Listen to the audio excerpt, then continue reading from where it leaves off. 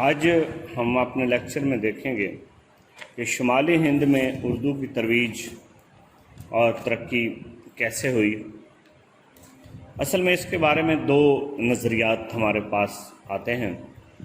ایک جس کا ذکر کل کیا کہ ولی کی دلی جو ہے وہ آمد، جس کا 2 بار کا ذکر ہے کہ ولی پہلی دفعہ 1700 میں دلی آیا تھا اور پھر ولی کے دیوان کی آمد یہ 1740 میں ہوئی تھی، اور اس کو بنیاد کے سعد اللہ گلشن نے جب ان کو یہ مشورہ دیا تھا اور اس طرح، تو وہاں کا جو ادب کا اور غزل کا رجحان بنا تھا وہ ولی کے اس دیوان سے بنا تھا۔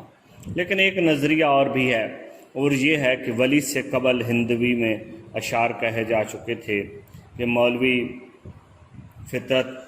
مولوی خان فطرت، خواجہ عطا، جعفر زٹلی، اٹل بلگرامی، بیدل، ایسے لوگ تھے جو ہندوی فارسی میں شاعری کر چکے تھے۔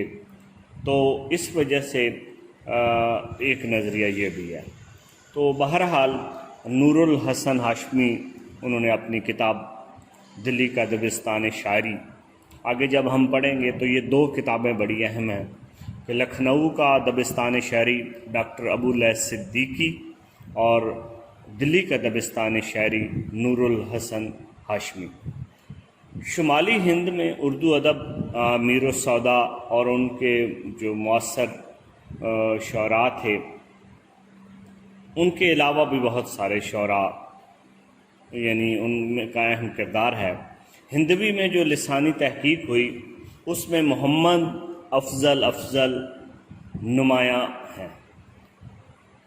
جب قیم الدین قائم چاند پوری یا میر حسن نے اپنے تذکروں میں اس کا بڑا ذکر کیا ہے، اور اس محمد افضل کا عہد اکبر کے عہد سے ملایا ہے، اور اکبر کے عہد میں جیسا کہ کل دکن میں بھی پڑھا تھا اور نظریات میں بھی کہ اردو کی ابتدا کے حوالے سے جو میر امن کا نظریہ ہے وہ بھی اکبر کے دور کی طرف جاتا ہے۔ تو یہ محمد افضل نے ایک بکٹ کہانی 12 ماسا کے نام سے ایک وہ عشقیہ واردات لکھی تھی۔ ایک ہندو عورت عشق میں مبتلا ہوتی ہے، اس کی وہ ایک کہانی اس کو اس شاعری کے روپ میں ڈالتے ہیں۔ اسی طرح شاہ مراد فارسی اور ہندی کے شاعر تھے، وہ اس شمالی ہند میں اردو کی ترویج میں اہم کردار ادا کیا۔ صوفی شاعر شیخ عبدالشکور شاکر، ان کی بہت سارا کلام ملتا ہے۔ جنوبی ہند کے برعکس فارسی یہاں کوئی اجنبی زبان نہیں تھی، سرکاری پرستی اس سے اتنی میسر نہیں تھی جتنی وہاں تھی۔ بہرحال شمالی ہند میں اردو ادب معاشی بدحالی اور لا مرکزیت کے متوازی، مغلیہ سلطنت کا زوال، درباری سازشوں، ان حالات میں غزل کا بوٹا جو ہے وہ دکن سے دلی میں آ جاتا ہے۔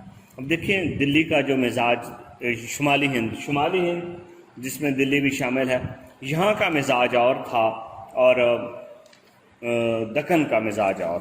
ایک اور بات قابل ذکر ہے کہ اس عہد میں سب سے زیادہ جو ہمیں چیز ملتی ہے، غزل تو ہے ہی صحیح، تذکروں کا ایک سلسلہ ملتا ہے۔ تذکرے تنقید کی بنیادی چیز، آج جو تنقید کی ترقی یافتہ صورت ہے یہ دراصل تذکروں سے ہی تھا۔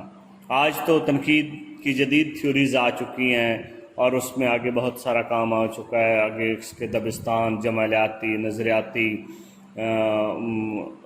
اس کے بعد نفسیاتی تنقید، عمرانی تنقید، بہت ساری تنقید کی اقسام ہیں۔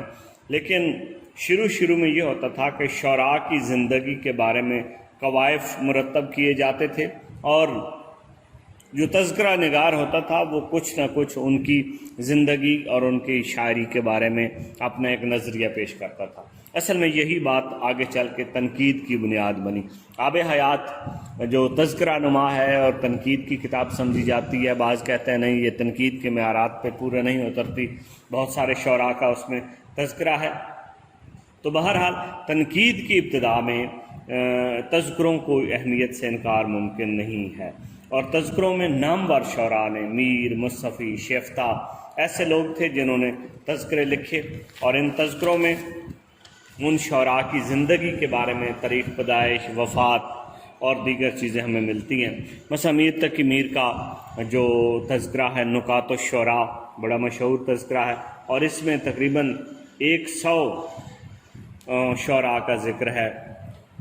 بعد میں فتح علی حسین گردیزی ریختہ گویاں کے نام سے، اس میں 98 شعراء کا ذکر ہے، اور اس میں ان 25 شعراء کا بھی ذکر ہے جن کا میر نے ذکر نہیں کیا تھا۔ قائم چاند پوری کا مخزن نوکات، قدرت اللہ قاسم کا مجموعہ نغز، مولوی عبدالکریم کا طبقات شعراء ہند، قدرت اللہ شوق کا تذکرہ ہندی، میر حسن کا تذکرہ شعراء اردو، شیفتہ کا گلشن بے خار،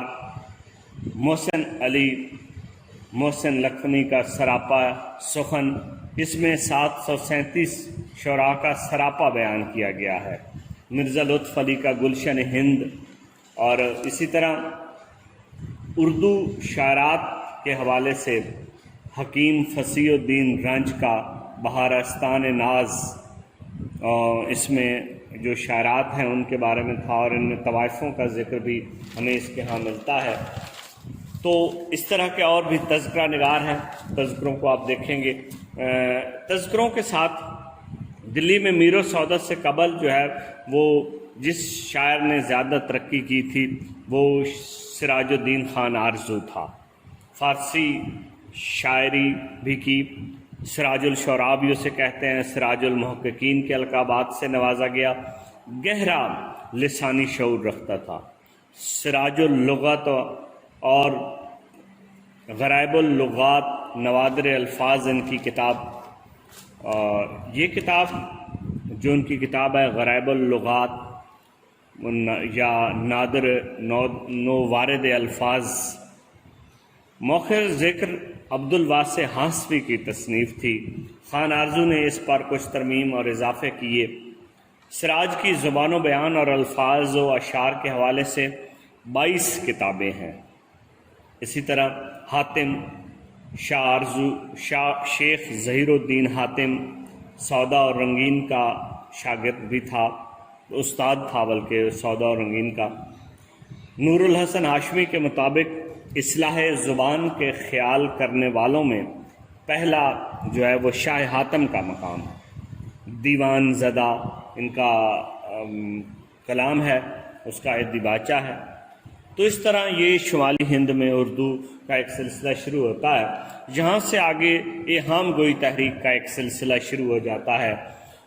ایہام گوئی شعراء کے میں آپ کو بتا دوں گا تفصیل، اور اس کے بعد پھر میر و سودا کے دور کے شاعر آ جاتے ہیں، آتش و مومن آ جاتا ہے، غالب آتش و مصطفی، غالب و مومن، ان شعراء کے حوالے سے ڈسکس کر دوں گا، اور اس کے بعد پھر آگے فورٹ ولیم کالج اور اس طرح ہم چلیں گے۔